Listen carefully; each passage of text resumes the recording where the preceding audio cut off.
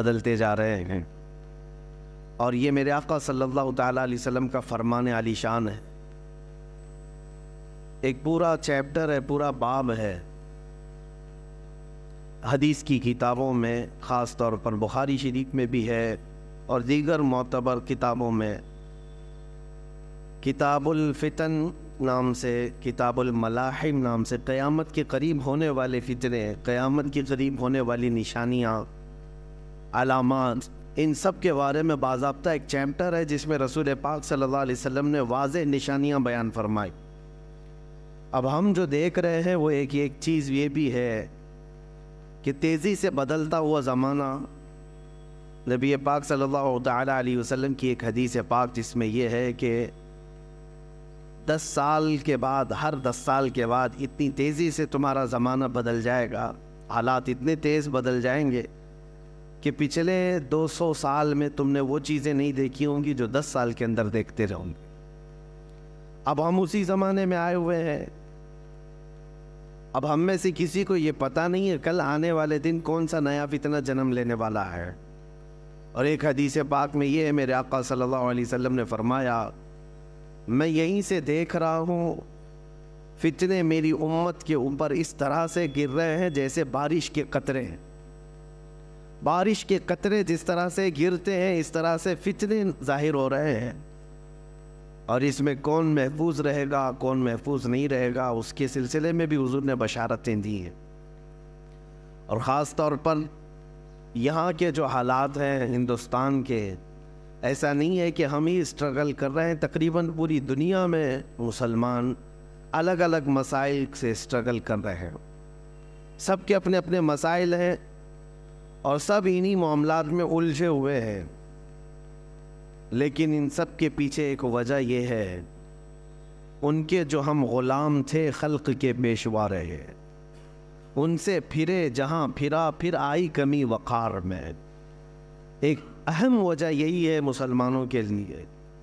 ہم نے دیکھا ہے کہ کثرت سے تمہارے ساتھ ظلم و ستم ہوا، اس کے باوجود اس آدمی کو سدھرنے اور سنورنے کا ابھی تک موقع کیوں نہیں مل پا رہا؟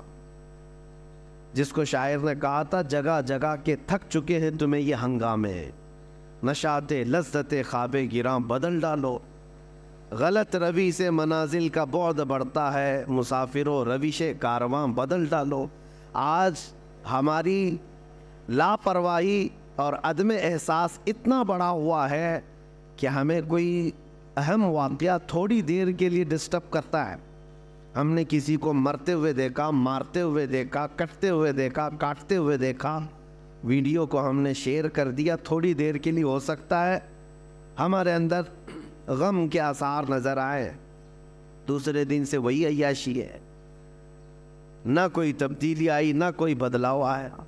ایسے ہزار ہنگامے دیکھ چکے ہم۔ ہمارے ساتھ کیا ہوا اسلام کے ساتھ، قرآن کے ساتھ؟ یہ جو آج دنیا کھیل کھیل رہی ہے، ہونا تو یہ چاہیے جس کے اندر ضمیر زندہ ہو، احساس ہو، وہ اپنی زندگی کو بدلنے کا عزم کر لے کہ کہیں یہ میری شامت اعمال تو نہیں ہے، یہ میرے گناہوں کی وجہ سے اس قدر عذابات تو نہیں آ رہے ہیں، لیکن احساس کیوں نہیں آتا؟ بڑے بڑے واقعات ہم دیکھ رہے ہیں اپنی زندگی میں، لیکن اس کے بعد بدلاؤ کیوں نہیں آتا؟ یہ ایک بہت اہم چیز ہے جس کی طرف ہم لے جانا چاہتے ہیں۔ عزیزان گرامی وقار، آج مجھے صرف بات یہ عرض کرنی تھی۔ قرآن پاک میں اللہ تعالیٰ فرماتا ہے، اسلام کے علاوہ کوئی دوسرا لے کر کے آئے، قیامت کے دن اس کو دیکھا بھی نہیں جائے گا، قبول بھی نہیں کیا جائے گا۔ اور ان الدین عند اللہ الاسلام، اللہ کے نزدیک اگر کوئی دین ہے تو اسلام ہے۔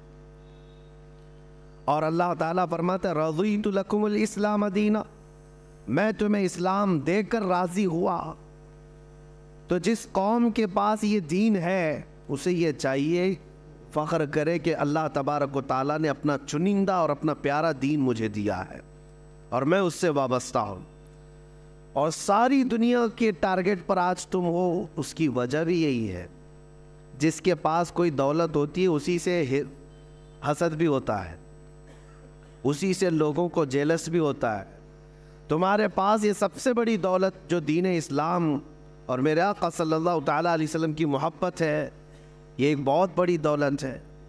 اب اس کو ختم کرنے یا اس کو کم کرنے کے لیے یہ حربے اپنائے جاتے ہیں آج، جو ہتھ کنڈے ہیں، کسی نہ کسی طرح تمہیں کمزور کر دیا جائے۔ میں آج اپنے حالات کے متعلق عرض کروں کہ تمہیں پریشان دیکھنے کے لیے یا پریشان کرنے کے لیے تمہارے قوانین سے چھیڑ چھاڑ کرنا کہ ایگریسو ہو جائیں، کبھی ذات مصطفیٰ صلی اللہ علیہ وسلم کو نشانہ بنا کر، کبھی قرآن کی توہین کرنا، کبھی اسلام کو برا بھلا کہنا، کبھی اسلام کے قانون بدلنے کی بات کرنا، یہ سب چیزیں تمہاری آزمائش کا دور ہے۔ ہونا تو یہ چاہیے کہ جو سچا مومن ہے اس کے دل میں اسلام کی محبت اور بڑھتی چلی جائے، اور بڑھتی چلی جائے۔ لیکن اس طوفانی زمانے میں جو ڈاواں ڈول ہوتا ہے اس کو یہ لگنے لگ جاتا ہے کہ مجھے نیوٹرل رہنا چاہیے، بھی سیکولر ہو جانا چاہیے تاکہ یہ ظالموں کے ہاتھ میں نہ آ جاؤں۔ نہیں میرے عزیزو، آج تمہیں پکا مسلمان بن کے دکھانے کا وقت آ چکا۔ اب نیوٹرل نہیں، سیکولر نہیں، یہ جو لفظ ہے سیکولر، یہ تو منافق کو کہتے ہیں، چھپا ہوا منافق۔ آپ جس دین پر قائم ہے اس دین کے بارے میں آپ کو اتنا یقین ہونا چاہیے کہ یہ اللہ کا سب سے محبوب دین ہے، اور کامل جس کے بارے میں قرآن نے کہا الیوم اکملت لکم دینکم۔ کسی بھی دین کے بارے میں سرٹیفکیٹ نہیں ہے کہ وہ کمپلیٹ ہو چکا ہے، لیکن قرآن نے دین اسلام کے لیے کہا ہے، اللہ فرماتا آج کے دن میں نے تمہارا دین مکمل کر دیا۔ یہودی خود کہتے ہیں کہ اگر یہ آیت ہماری کتاب میں آئی ہوتی، ہماری کتابوں میں آئی ہوتی یہ آیت کہ تمہارا دین کمپلیٹ ہو گیا، وہ کہتے ہیں ہم تو اس آیت کے اترنے کے دن ہر سال عید مناتے ہیں۔ مسلمانوں کو یہ خاصہ ملا ہے، میرے آقا صلی اللہ تعالیٰ علیہ وسلم جب آخری حج میں تھے، حجۃ الوداع کے موقع پر یہ آیت نازل ہوئی، اللہ نے فرمایا آج کے دن دین تمہارا کمپلیٹ ہو گیا، میرے دین میں کوئی گنجائش ہی نہیں ہے کمی کی۔ ہمارے اسلام میں بچے کے پیدا ہونے سے لے کر کے اس کے قبر میں جانے تک کے کسی مسئلے کو تشنا نہیں چھوڑا گیا ہے۔ لے کر کے آؤ، چیلنج ہے ہمارا، جس بھی مسئلے کو لے کر کے آؤ گے زندگی کے گزارنے کے طور طریقے، اسلام نے اس کو تشنا نہیں چھوڑا، خالی نہیں چھوڑا، مسائل موجود ہیں۔ حتیٰ کہ یہودی اس بات کا مذاق اڑاتے تھے۔ حضرت سلمان فارسی رضی اللہ تعالیٰ عنہ ایک جگہ سے گزر رہے تھے، پیشاب کرتے وقت ڈھیلے کا استعمال، تو انہوں نے کہا کیا تمہارے دین میں یہ بھی بتایا جاتا ہے؟ حضرت سلمان فارسی رضی اللہ تعالیٰ عنہ نے فرمایا ہاں بے شک، میرے دین میں کسی بھی چیز کو چھپایا نہیں گیا، حتیٰ کہ عدد بھی بتائی گئی ہے کہ کتنے ڈھیلے استعمال کرے تو پاک ہو جائے، بیٹھ کر کے کرے، کھڑا ہو کر کے کرے، کسی بھی چیز کو خالی نہیں چھوڑا گیا۔ اور میرا یہ چیلنج ہے، دنیا کی کسی بھی قوم کو لا کر کے پڑھ کر کے بتاؤ، بہت سارے مسائل سے وہاں پر صرف نظر کر لیا گیا، یا تو بچوں کے متعلق مسائل نہیں ملیں گے، یا عورتوں کے متعلق نہیں ملیں گے، یا بوڑھوں کے متعلق نہیں ملیں گے، یا شادی شدہ مسائل، یا پھر تجارت کے معاملات، پڑوسیوں کے معاملات۔ لیکن دین اسلام ایسا نہیں، اس میں تو اتنے باب ہیں، اتنے ابواب ہیں، اتنے چیپٹر ہیں کہ پوری زندگی کو گھیرا ہوا ہے۔ اور آج کے درندے اٹھ کر کے یہ کہتے ہیں، یہ جو یونیفارم سول کوڈ کا مسئلہ جو اٹھایا گیا ہے کیا ہے؟ ان کو اچھی طرح سے پتا ہے کہ دین اسلام پورے قوانین رکھتا ہے۔ میں ان سے پوچھتا ہوں کہ 100 سال پہلے چلے جائے، تمہارے پاس لا کی کتاب کہاں ہے؟ قوانین کہاں ہیں؟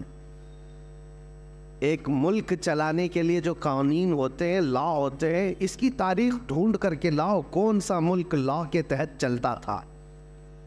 یقین جانو میرے عزیزو، پوری دنیا کو حکومت چلانے کے قوانین دینے والا سب سے پہلا دین اسلام، سب سے پہلا لا کے تحت ایک پوری کنٹری چلنا چاہیے، یہ اسلام نے دیا ہے، ورنہ تو پہلے بادشاہوں کے قانون چلتے تھے۔ آپ رومن امپائر کو دیکھیں، پرشین امپائر کو دیکھیں، اسلام سے پہلے ان کے ہاں کوئی قانون کی کتاب نہیں ہے، بادشاہ کو رات میں کوئی خواب آ گیا، صبح وہ قانون بن جائے گا. بادشاہ کو کوئی اچھی چیز لگ گئی، وہ دوسرے دن قانون بن کر کے سب پر نافذ ہو جاتا. تو وہاں پر تو ایمپائر ہوتا تھا، شہنشاہ جس کو کہتے ہیں، بادشاہ جس کو کہتے ہیں، اس کے قوانین چلتے تھے. یہ دین اسلام نے قوانین مرتب کر کے عطا کیا ہے. دین اسلام نے لوگوں کو چلنے کا طریقہ بتایا، اور اس میں کسی کا بھید بھاؤ نہیں رکھا گیا. یہاں سب کو برابر رکھا گیا. یہ لوک پال بل کی بات کرتے رہے، نہ ہی لا سکے نہ ہی کر سکے، جس کا مطلب یہ تھا کہ اونچے عہدے والا بھی جواب دہ ہوگا، ذمہ دار ہوگا سوالوں کے جواب کا، لیکن یہ کبھی نہ لا سکیں گے. جن کے کرتوت کالے ہوں وہ کب عدالت کا سامنا کر سکتے ہیں؟ ہاں، یہ سارے مسائل اگر دیکھنا ہے تو اسلام کے دامن میں دیکھو. سیدنا عمر فاروق رضی اللہ تعالیٰ عنہ مسجد میں کھڑے ہیں، مسجد نبوی میں، اور عین خطبے کے دوران آپ نے پوچھا کسی کو کوئی سوال ہے؟ ایک صحابی کھڑے ہو گئے، دیہات کے رہنے والے. کہا ہاں، آپ کے متعلق ہی سوال ہے. کہا مال غنیمت میں جو کپڑا آپ نے تقسیم کیا تھا سارے لوگوں کو، اس کپڑے سے کسی کا بھی پورا جبہ نہیں بنا، آپ کا پورا جبہ کیسے بن گیا؟ سب کو کپڑا اتنا ملا تھا کہ پورا جبہ نہیں بن سکتا تھا، آپ کا کیسے بنا؟ یہ سوال پوچھنے کا حق صرف اسلام نے دیا تھا. پہلے بادشاہوں کو کوئی سوال کرتا تو گردن مار دی جاتی، ختم کر دیا جاتا. سیدنا عمر فاروق رضی اللہ تعالیٰ عنہ نے یہ نہیں فرمایا کہ کون بدتمیز ہے جو یہاں پر بدتمیزی کر رہا ہے. نہیں، گلے سے لگایا اور فرمایا میں تمہیں جواب دیتا ہوں. در حقیقت مال غنیمت میں مجھے بھی کپڑا ملا تھا، میرے بیٹے عبداللہ کو بھی کپڑا ملا تھا. عبداللہ نے اپنا کپڑا مجھے ہبا کر دیا، دونوں ملا کر کے سلایا، میرا جبہ بن گیا. جواب دینے کا حق امیر المومنین کے پاس. وہ جواب دیتے. اور اس کے بعد آپ نے فرمایا جب تک دین اسلام میں یہ نظام رہے گا، اس نظام کو کوئی درہم برہم نہیں کر سکتا. عزیزان گرامی وقار، ہزاروں مثالیں ہیں، ہزاروں مثالیں ہیں. ان ظالموں کو آج قوانین اسلام کی طرف انگلی اٹھانے کی جرت صرف اس لیے ہے کہ یہ اپنی سیاسی روٹیاں سینکنا چاہتے ہیں، باقی کوئی مطلب نہیں. اب ہونا کیا چاہیے؟ جو ایک خلفشار ہے اور ایک بہت زیادہ افواہیں پھیلی ہوئی ہیں مسلمانوں کے بیچ میں، کیا کرنا ہے؟ تنظیمیں اپنا کام کر رہی ہیں، خانقاہیں اپنا کام کر رہی ہیں، مدرسے، مساجد، ٹرسٹ اپنا کام کر رہی ہیں. یونیفارم سول کوڈ نہیں لاگو ہونا چاہیے، اس کے یہ خطرے ہیں، اس کے وہ خطرے ہیں. ان سے تھوڑا ہٹ کر کے میں یہ کہتا ہوں، ان سے کب تک احتجاج کرتے رہو؟ نہ ہی ہمارے احتجاج کا ان کے اوپر کوئی اثر پڑتا ہے. یہ ایسی ظالم قوتیں بیٹھی ہوئی ہیں جن کے سامنے ہزاروں کا مر جانا بھی کوئی اثر نہیں کرتا. اس لیے مسلمانوں، سب سے اہم بات یہ ہے کہ ان سے بھیک مانگنے کی ضرورت ہی نہیں ہے کہ تم ہمارے قوانین کی حفاظت کرو یا ہمارے قوانین سے چھیڑ چھاڑ نہ کرو، بلکہ میدان میں اتر کر کے یہ بتاؤ کہ اس زمانے میں بھی تم سارے قوانین پر پابندی لگاؤ، لیکن میں شریعت مصطفیٰ پر عمل کر کے دکھاؤ. تمہاری پرمیشن کی ضرورت نہیں مجھے دین اسلام پر چلنے کے لیے. ہمارے نبی پاک صلی اللہ تعالیٰ علیہ وسلم کے قوانین ہمارے لیے جان سے بڑھ کر کے ہیں. مسلمانوں کو آج عملی میدان میں آ کر کے قوانین اسلام پر عمل کر کے دکھانا چاہیے کہ میرے اپنے گھر کے قوانین، میرے دین کے معاملات، اس کو میں موت تک گلے سے لگا کر کے رہوں گا. یہ ہوتا ہے سب سے بہترین احتجاج. میں آپ کو بتاؤں، لوگوں میں جو ایک خلفشار ہے، چمی گوئیاں چل رہی ہیں کہ کیا ہوگا کیا ہوگا. انہوں نے 3 طلاق کا مسئلہ بھی لا کر کے ڈرایا نا، لا کر کے. یہ کس کے لیے تھوپا گیا تھا؟ صرف ٹارگٹ یہ کرنا ہے اور وہ ایک بڑی قوم کو بیوقوف بنانا ہے. جو یہاں پر ایک میجورٹی میں قوم ہے، ان کو بیوقوف بنا کر کے رکھنا ہے کہ دیکھو یہ ویلن ہے، یہ مسلمان، اور ان سے لڑنے کی طاقت صرف ہم ہی رکھتے ہیں، اور ان کی ساری چیزیں ہم چھین رہے ہیں، ان کے قوانین پر ہم پابندی لگا رہے ہیں، اور وہ بیچارے وہ خوش ہوتے رہے. ان کو خوش کرنا ہے اور ان کی روٹیاں لینا ہے، سیاست کو گرمانا ہے، بس اتنا ہی ہے. باقی تمہارے قوانین سے ان کو کوئی لینا دینا نہیں. 3 طلاق کا مسئلہ وہ آدمی لے کے آیا جو کبھی شادی نبھا نہ سکتا ہو، جو کبھی عورتوں کے ساتھ رہ نہ سکتا ہو۔ میرے عزیزوں، ڈرنے کی کوئی بات ہی نہیں ہے۔ تم اس طرح کے نہ جانے کتنے قوانین لے آؤ، مسلمان تو اپنے نبی پاک صلی اللہ تعالیٰ علیہ وسلم کی شریعت طاہرہ پر کل بھی عمل کرتا تھا، آج بھی عمل کرتا ہے، اور صبح قیامت تک عمل کرتا رہے گا۔ حقیقت بات یہ ہے، یو سی سی آلریڈی پورے انڈیا میں چل رہی ہے، سب کے قانون ایک ہی ہیں، تھوڑی سی چند چیزوں میں الگ الگ رکھا گیا ہے، یعنی شادی کے معاملات کو لے کر کے یا وراثت کے معاملات کو لے کر تھوڑے سے قوانین الگ ہو جاتے ہیں۔ باقی بتائیں، چوری کرنے پر سب کا قانون ایک ہے یا نہیں؟ مرڈر کرے تو سب کا قانون ایک ہی ہے، کرائم میں سب کے قانون ایک ہی ہیں، سول کوڈ ہی ہے، سب ایک ہی قانون پر عمل ہو رہا ہے پورے ہندوستان میں۔ ایسا نہیں ہے کہ ہندو قتل کرے گا یا مسلمان قتل کرے گا تو اس کے لیے لا کی کتاب میں الگ الگ جرمانے، الگ الگ سزائیں نہیں ہیں، ایک ہی سزا ہے، سب کی ایک ہی سزا ہے۔ ہاں بس میرج ایکٹ الگ اور وراثت کے معاملات الگ بنائے گئے ہیں، اس کو تم ختم کرنا چاہتے ہو، میں مسلمانوں سے یہ کہتا ہوں، تو اگر آپ اس نشانے پر اپنے آپ کو سمجھ رہے ہیں کہ ہم کو ہی ہلانے کے لیے سب بنایا گیا ہے، تو میرے عزیزو، آپ اپنے نکاح مسجدوں میں کرتے ہو، آپ اپنے نکاح شریعت کے دائرے میں کرتے ہو، آپ کو کبھی فرق نہیں پڑے گا۔ آپ اپنے گھر کے مسائل مسجدوں سے حل کرتے ہو، علماء دین سے مسائل پوچھتے ہو، تو کبھی ان قوانین کے 1000 لاگو ہونے پر بھی آپ پر فرق نہیں پڑے گا، آپ پر فرق نہیں پڑے گا۔ اسی لیے میں یہ کہتا ہوں کہ ان تمام مسائل پر احتجاج کرنے کی ضرورت نہیں، بہت زیادہ ایگریسو ہونے کی ضرورت نہیں، ورنہ ظالم کتا یہی انتظار میں ہے کہ مسلمان کب بھڑکیں گے، کب بدکیں گے، اب کب سڑکوں پر آئیں گے، کب یہ توڑ پھوڑ کریں گے اور ہم دوسروں کو ڈرائیں گے کہ یہ دیکھو ایسی وحشی قوم ہے۔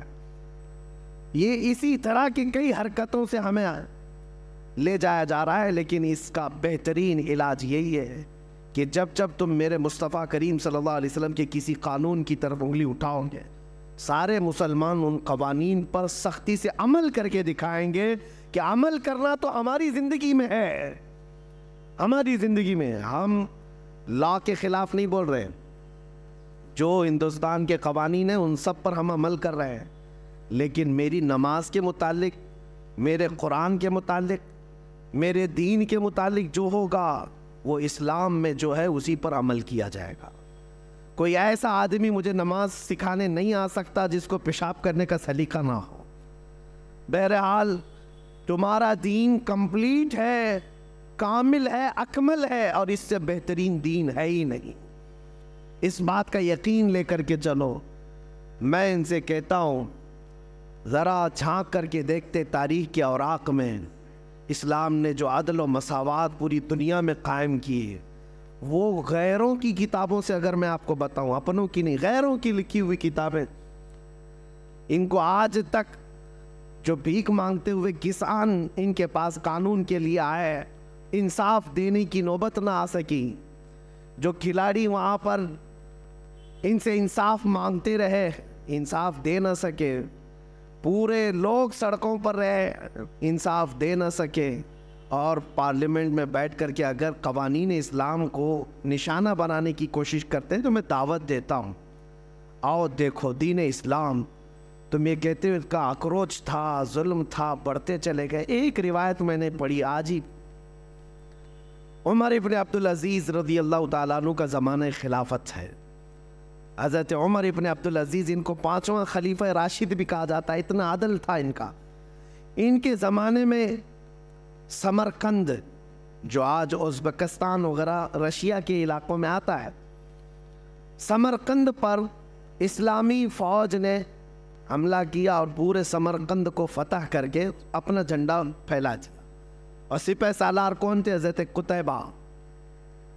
اور جیسے ہی سمرقند فتح ہو گیا، اعلان ہو گیا کہ یہاں پر مسلمانوں کی حکومت ہے اب، تو لوگ دوسرے دن صبح اٹھے اور ان کو ایسا لگا کہ یہ اچانک ہو گیا ہے۔ تو وہاں پرانا چرچ تھا، وہاں ایک پادری رہتا تھا، اس نے کہا یہ کیسے؟ ہم نے سنا ہے مسلمان اس طرح سے اچانک نہیں کرتے، لیکن 50,000 کی فوج قتیبہ کے ساتھ ہے، کون مقابلہ کرتا؟ اس عیسائی نے اپنے چند ساتھیوں سے مشورہ کیا کہ یہ ایسا مناسب نہیں ہے، ہم ان کے خلیفہ کے پاس جاتے ہیں۔ تو وہ ملک شام آیا چند ساتھیوں کو لے کر کے۔ دمشق میں عمر ابن عبدالعزیز اس وقت رہا کرتے تھے۔ جب دمشق آئے تو اس عیسائی نے لوگوں سے پتہ پوچھا کہ خلیفہ وقت کہاں ہے۔ لوگوں نے جو اشارہ دیا، پتہ بتایا، اس پتے پر آ کر کے دیکھا تو ایک چھپر کا گھر ہے اور ایک دبلا پتلا آدمی کپڑے سیتا ہوا بیٹھا ہے۔ یہ عیسائی پادری قریب آیا اور اس نے کہا انہوں نے دھوکہ دیا مجھے۔ پلٹ کر کے پھر کہنے لگا میں مسلمانوں کے خلیفہ کے پاس آنا چاہتا ہوں۔ تو ایک بوڑھے شخص نے کہا وہ جو کپڑے سل رہا ہے وہی خلیفہ ہے، وہی ہے جس کا رعب و دبدبہ اتنا تھا عمر ابن عبدالعزیز کا۔ اللہ اکبر، آپ تاریخ پڑھیں، عمر ابن عبدالعزیز کے زمانے میں 200 کلومیٹر دور بھی اگر کوئی بیٹھا ہوا ہے تو نا انصافی کرنے سے گھبراتا تھا، ڈرتا تھا کہ عمر ابن عبدالعزیز کا دور چل رہا ہے۔ اور اس خلیفہ کا وقت یہ ہے کہ ایک چھپر کے گھر کے نیچے بیٹھے ہوئے کپڑے سل رہا ہے۔ اس عیسائی پادری نے سوچا کہ ان سے مجھے کیا انصاف ملے گا، 50,000 کی فوج لے کر کے جو سپہ سالار میرے شہر پر حملہ آور ہوا ہے اس کے بارے میں کیا بتاؤں گا۔ کہا کہ پھر بھی کہہ دیتا ہوں۔ عمر ابن عبدالعزیز کے پاس آیا اور کہا میں سمرقند سے آیا ہوں، میری ایک شکایت ہے۔ کہا بتاؤ کیا ہے۔ کہا کہ آپ کا ایک سپہ سالار تقریباً 50,000 کی فوج لے کر کے آیا ہے، آس پاس کے علاقے فتح کرتے ہوئے اچانک رات کو ہمارے شہر پر حملہ کیا اور دوسرے دن فتح کا اعلان کر دیا۔ کہا کیا چاہتے کیا ہو؟ کہا میں نے سنا ہے کہ جب کبھی مسلمان فوجی جاتے ہیں کسی جگہ پر تو سب سے پہلے ان کو دعوت پیش کرتے ہیں عدل و مساوات کی، اسلام کی، امن کی، اور اگر وہ سامنے والے ماننے کو تیار نہیں اور جنگ کرنے پر تیار ہو تو جنگ کرتے ہیں اور اس کے بعد فتح کا اعلان کرتے ہیں۔ لیکن آپ کا سپہ سالار آیا، نہ اس نے ہم کو کسی چیز کی دعوت دی، نہ بلایا، نہ ہی ہمارا مقابلہ ہوا، راتوں رات فتح کر کے وہ اپنے جھنڈے گاڑ دیا۔ حضرت عمر ابن عبدالعزیز نے ایک خط نکالا، خط پر لکھا اور کہا کہ لے جاؤ قتیبہ کو دے دینا۔ اس خط میں لکھا ہوا تھا کہ ایک قاضی مقرر کیا جائے، فوراً ایک قاضی اسلام مقرر کیا جائے اور اس قاضی کے پاس یہ عیسائی اپنا مسئلہ رکھے گا اور قاضی جو فیصلہ کرے اس پر عمل کیا جائے۔ خط لے کر کے وہ عیسائی آیا، پادری ہے، عیسائی ہے، کہا کہ اس خط کو پتہ نہیں یہ لوگ پھاڑ کے پھینک دیں۔ لیکن جب قتیبہ کے پاس لا کر کے دیا تو اس کے ہاتھ کانپنے لگے سپہ سالار کے کہ عمر ابن عبدالعزیز کا خط آیا ہے۔ پڑھنے کے فوراً بعد قاضی کا انتخاب کرنے کا اعلان کیا کہ خلیفہ وقت کی طرف سے قاضی کے انتخاب کی بات آئی ہے۔ تو اس وقت قاضی کا انتخاب ایسا نہیں ہے کہ 4 لوگ بیٹھ کر کے کر دیتے، جو سب سے پرہیزگار ہوا کرتے، تہجد گزار ہوا کرتے اور علم میں سب سے زیادہ ہوا کرتے، وہ قاضی بننے کے منصب پر آتے۔ قاضی اسلام چن لیا گیا ایک عالم باعمل کو، اور انہوں نے اپنی عدالت لگائی اور کہا کہ کیا مسئلہ ہے اس عیسائی پادری کا۔ اب وہ عیسائی جو پادری تھا اس نے رکھا کہ آپ کی طرف سے یہ جو فوج آئی یہ اچانک آئی، ہمیں موقع نہیں دیا گیا ہے، اور جبکہ اسلام کا ہم نے یہ سنا ہے کہ وہ جہاں جاتے ہیں پہلے دعوت پیش کرتے ہیں امن کی، مساوات کی، عدل کی، اور اگر سامنے والا جنگ کرنے پر تل جائے تو پھر جنگ کی جاتی ہے اور پھر حملہ میں اگر کامیاب ہو جائے تو فتح یاب سمجھا جاتا ہے۔ تو قاضی اسلام نے بلایا قتیبہ، کہا کیا یہ عیسائی پادری جو کہہ رہا ہے وہ صحیح ہے؟ آپ نے ان کو دعوت دی تھی؟ کہا کہ نہیں دعوت دی۔ کہا کہ راتوں رات آپ نے ان کے شہر پر قبضہ کیا؟ کہا بات در حقیقت یہ ہے قاضی اسلام کہ ہم نے آس پاس کے علاقوں سے جنگ کی ہے، ہم نے دیکھا ہے، اور ان سے جنگ سختی کے ساتھ ہوئی اور اس کے بعد ہم نے وہ علاقے فتح کیے، اور یہ سمرقند تو بڑا زرخیز علاقہ ہے، یہاں کے لوگ تو اور بھی زیادہ اس شہر کو چھوڑنے کو تیار نہیں ہوتے، اس لیے ہم نے سوچا کہ یہ سوئے ہوئے ہیں، اس وقت میں ہم فتح حاصل کر لیں۔ قاضی اسلام نے فیصلہ دیا کہ آج کی مغرب ہونے سے پہلے پہلے تمہاری پوری فوجیں اس شہر کو خالی کر دیں، سمرقند کو خالی کر دیں۔ قاضی کس کے متعلق فیصلہ دے رہا ہے؟ کسی دوسری قوم کے لیے نہیں، اپنے ہی فوجیوں کے متعلق کہہ رہا ہے کہ یہ اسلام کے قوانین سے ہٹ کر کے ہے، نہ ہی اس طرح کا دستور کبھی چلا ہے۔ قتیبہ کو جیسی آرڈر آیا قاضی اسلام کا، فوج میں اعلان ہوا، اور یہ صبح کا فیصلہ جو تھا 50,000 فوجیں سمرقند کو چھوڑ کر کے ساز و سامان کے ساتھ مغرب سے پہلے نکلنے لگی۔ مغرب سے پہلے پہلے قتیبہ کے ساتھ ساری فوجیں شہر چھوڑ کر باہر نکلیں۔ یہ منظر دیکھ کر کے وہ عیسائی پادری اور علاقے کے لوگ حیران تھے کہ ایک کپڑے سلتا ہوا بیٹھا دبلا پتلا آدمی اتنا پاور رکھتا ہے کہ ایک خط بھیج دیا جائے، اور پھر اگر اس کا خط یہاں آ گیا تو قاضی مقرر کرنا تو اس کا کام ہے، اپنے رشتہ دار کو بٹھا دیتا، اپنے حق میں فیصلہ لے لیتا، نہیں کیا، بلکہ قاضی اس کو منتخب کیا جو قرآن و سنت کا سب سے زیادہ جاننے والا تھا۔ اور قاضی کو بھی یہ چاہیے تھا کہ فیصلہ دیتا تو اپنی قوم کو دیکھ کر کے دیتا، لیکن قاضی نے وہی فیصلہ دیا جو اسلام کہتا تھا۔ یہ باتیں اتنی پر اثر تھیں کہ مغرب تک ان کی فوجیں نکل تو گئی تھیں، لیکن وہ عیسائی پادری اپنے سارے ساتھیوں سمیت رونے لگا کہ آج تک ہم نے ایسی قوم کو اپنے شہر میں آتے ہوئے دیکھا ہی نہیں تھا، چلو اس سے بہتر قوم کون سی ہو سکتی ہے جو ہم پر حکومت کرے۔ سب کے سب گئے اور قتیبہ کے ہاتھ جوڑ کر کے ان سے معافی طلب کیا اور پوری فوج سے کہا آج کے بعد ہم ہی نہیں، پورا سمرقند تمہارے قدموں کے نیچے، تمہارا عدل ہے، ہم نے یہ دیکھا ہے۔ اور اس کے بعد سے لے کر تاریخ گواہ ہے، آج کی تاریخ تک سمرقند پر اسلامی حکومت موجود ہے، آج تک اسلام ہے۔ عزیزان گرامی وقار، یہ وہی سمرقند و بخارا کی بات کر رہا ہوں جہاں سے کبھی امام بخاری پیدا ہوئے، امام مسلم، یہ بڑے بڑے محدثین اسی علاقے سے آئے ہوئے ہیں۔ یہ میں بات اس لیے عرض کر رہا ہوں کہ جن کو آج انصاف کا الف بھی پتہ نہیں، عدل کا عین پتہ نہیں، وہ قوانین لاگو کرنے کی بات تو کرتے ہیں لیکن ان سے کبھی نہ ہو سکے گا۔ اس لیے میں ذمہ داری کے ساتھ یہ کہتا ہوں، 1000 باتیں ہمارے اوپر لائی جائیں کل کو، ذمہ داری تمہاری ہے۔ کل کو اگر قرآن پڑھنے پر پابندی ہو، یہ بڑھتی جائے گی، یہ سرکشیاں، یہ بدماشیاں بڑھتی جائیں گی، طلاق کا مسئلہ، شادی کا مسئلہ، تمہارے کھانے پینے کا مسئلہ بڑھتے بڑھتے اب تو یہ ڈیبیٹ کرنے لگ گئے، دجالی میڈیا میں بیٹھ کر کے کتے بحث کرتے ہیں کہ کلمہ طیبہ بھی جو ہے ان کا بڑا سخت ہے، لا الہ الا اللہ، اس میں ہمارے سارے خداؤں کا یہ لوگ انکار کرتے ہیں، کوئی خدا نہیں ہے، صرف اللہ ہے، اور ہم موت تک انکار کرتے رہیں گے، اس لیے کہ ہمارے دین کی جڑ ہی ہے لا الہ الا اللہ، بنیاد ہے لا الہ الا اللہ، کوئی خدا نہیں سوائے اللہ۔ کہہ رہے ہمارا بچہ بولنا سیکھتا ہے تبھی ہم پڑھا دیتے لا الہ الا اللہ، اور ہمارا عقیدہ بھی یہی ہے، بولنا سیکھتا ہے تب شروع کرتا ہے، اور حدیث پاک ہے جس کا آخری کلمہ ہو من کان آخر کلامہ لا الہ الا اللہ فدخل الجنہ، جس نے آخری کلمہ مرنے سے پہلے لا الہ الا اللہ کہا، حضور فرماتے وہ سیدھے جنت میں چلا جائے گا، جنت میں چلا جائے۔ کل کو اگر تمہیں اس بات پر بھی ٹینشن ہو اور پارلیمنٹ میں بیٹھ کر کے یہ کہنے لگ جائیں کہ لا الہ الا اللہ مت کہا کرو، تو کیا اس سے بھی دستبردار ہو جاؤ گے؟ کیا اس سے بھی پیچھے ہٹ جاؤ گے؟ نہیں، آج سے نہیں بولیں گے۔ اس لیے بات یاد رکھو، اپنے تشخص، اپنی آئیڈینٹی کے ساتھ جیو۔ آج ہو سکتا ہے خالی تم نے ٹوپی چھپا لیا ہوگا، آج داڑھی چلا لیا ہوگا، سیکولر بننے کے چکر میں یا ایک نیوٹرل بننے کے چکر میں کہ ہم کو کوئی پہچان نہ سکے، ادھر کے بھی لگیں گے ادھر کے بھی لگیں گے۔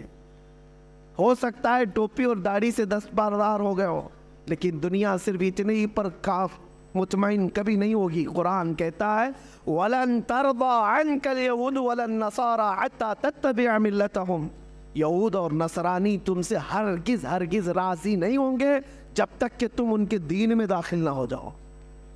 صرف چھوٹی موٹی باتوں سے راضی نہیں ہوں گے۔ ہم نے دیکھا ہے کہ بیچارے ابھی 2 سال پہلے جو دین بدل کر کے چلے گئے، नाम भी बदल लिया। लखनऊ का एक राफजी शख्स, कशका भी लगाया, कलंक भी लगाया उनको राज़ी करने के लिए, लेकिन 6 महीने से ज़्यादा पाल ना सके, ठोकर मार करके भेज दिया गया। एक बात याद रखो, दामन मुस्तफ़ा में जो अमन है वो दुनिया में कहीं नहीं है।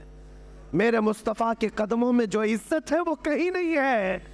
इसीलिए हमें हमारे बुजुर्गों से वाबस्ता होकर फ़ख्र से ये कहना है, या रसूल अल्लाह, खल्क के हाकिम हो तुम, रिज़्क़ के कासिम हो तुम, जो मिला तुमसे मिला, तुम पे करोड़ों दुरूद, तुम हो हफीज़ो मुगीस, क्या है वो दुश्मन खबीस, तुम हो तो फिर खौफ क्या, तुम पे करोड़ों दुरूद, करके तुम्हारे गुनाह मांगे तुम्हारी पनाह, तुम कहो दामन में आ, तुम पे करोड़ों दुरूद। हमारे पास जब इतना मजबूत दरवाज़ा मेरे मुस्तफ़ा का है, तो फिर मैं आपसे ये कहता हूँ, फिर के गली गली तबाह, ठोकरें सबकी खाई क्यों, दिल को जो अक्ल दे खुदा, तेरी गली से जाए क्यों। बस एक दरबार मजबूती से थामे रहे, जैसे भी हालात आए, न्यूट्रल और सेकुलर का लफ्ज़ अपनी ज़िंदगी में आने ना दे। मैं दीन इस्लाम पर कल भी कायम था, आज भी कायम हूँ और इंशाअल्लाह मौत तक कायम रहूँगा। इसी पर अपने बच्चों की तरबियत भी करें, बच्चों की तरबियत भी इसी पर करें। जिन लोगों को ये मसाइल, ये कवानीन दरपेश है, ये वो लोग हैं जिन्होंने इस्लाम को हकम नहीं माना, जिन्होंने शरीयत मुस्तफ़ा को हकम नहीं माना। उन लोगों के लिए मसाइल है। तलाक तुम्हारे घर में हुई, अल्लाह 1000 बार ना करे, मसला शरीयत का पूछा, कुरान और हदीस से अगर मसला बता दिया, सर झुकाकर अमल कर लिया था तो आफियत है। नहीं अमल करना था, तुमने इस्लाम को हकम नहीं माना, तो जाओ फिर हाथ जोड़ करके खड़े रहो और जहाँ जैसा कहा जाएगा वैसे तुम्हें अमल करना हो। कल तुम्हारी निकाह होना है, शादी होनी है, तुमने पूछा कि मेरे मुस्तफ़ा के कवानीन और शरीयत के मुताबिक मुझे बताया जाए, हमने बता दिया, तुमने एक्सेप्ट नहीं किया, इस्लाम को हकम नहीं तस्लीम किया, उनके लिए ये मसाइल होंगे। और जो दिल व जान से मेरे आका के अहकाम को हकम तस्लीम करता है, उसके लिए मौत तक कभी कोई मसला दरपेश नहीं आएगा, इंशाअल्लाह कभी नहीं आएगा। विरासत के मसले में झगड़े किसके होते हैं? 35-35 साल कोर्ट में कौन लड़ता है? कौन लड़ता है? ये वही लोग लड़ते हैं जिनको शरीयत हकम नहीं मानते, जो वरना तो फतवा जो है शरीयत का। विरासत के बारे में अगर आपने पूछा, बाप का इंतकाल हुआ, 2 बेटियां हैं, 4 बेटे हैं, एक भाई एक बहन है, फला फला लिख करके भेज दिया, इतनी जायदाद है। एक दिन की बात है, ज़्यादा से ज़्यादा 2 दिन की बात, दारुल इफ्ता से आपको कुरान और हदीस के दलाइल के साथ जवाब आ जाएगा कि बेटियों का इतना हक है, बेटों का इतना हक है, आपकी यानी जो इंतकाल किया उसकी बीवी का इतना हक है, सबका इतना हक है। अगर आ गया कुरान और हदीस आपने देख लिया और सर झुका लिया, कहा ये अल्लाह का हुक्म है, मेरे मुस्तफ़ा का हुक्म है, तब तो कोई टेंशन ही नहीं, तुम्हारा 2 दिन में मसला हल हुआ। तुमने इसको सरफे नज़र कर दिया, नहीं मुझे ये नहीं मानना है, तो जाओ फिर कोर्ट कचहरी के चक्कर 30 साल तक काटते रहो। मसाइल तो उनके लिए है जिन्होंने कुरान और हदीस को हकम नहीं माना, उनके लिए मसाइल है। और जो कुरान और हदीस को दिलो जान से मानता है, ये 1000 कुत्ते कानून बदले, उसके लिए कभी कोई मसला पेश आएगा ही नहीं। कुरान अल्लाह की किताब कल भी महफूज थी, आज भी महफूज है। मेरे आका की हदीसें महफूज थी, महफूज है, इंशाअल्लाह क़यामत तक रहेंगी। मौला करीम हम सबको दीन इस्लाम पर कामिल तरीके से अमल की तौफीक अता फरमाए। रब्बे ज़ुल जलाल हम सबको इन होने वाले हवादिसाते ज़माना से महफूज व मामून फरमाए। हमारी इज़्ज़तों को, हमारे अमल को, हमारे अक़ीदे को, हमारे ईमान को अल्लाह महफूज फरमा दे। हमारे आने वाली नस्लों को मौला क़यामत तक आशिकाने मुस्तफ़ा में पैदा फरमाए, उनके दीन, ईमान, अक़ीदे की मौला हिफाजत फरमाए। और हर जगह मुसलमानों के माल, जान, इज़्ज़त, आबरू की मौला तू गैब से हिफाजत फरमा। व आखिर दावाना अनिल हम्दुलिल्लाहि रब्बिल आलमीन। अस्सलामु अलैकुम।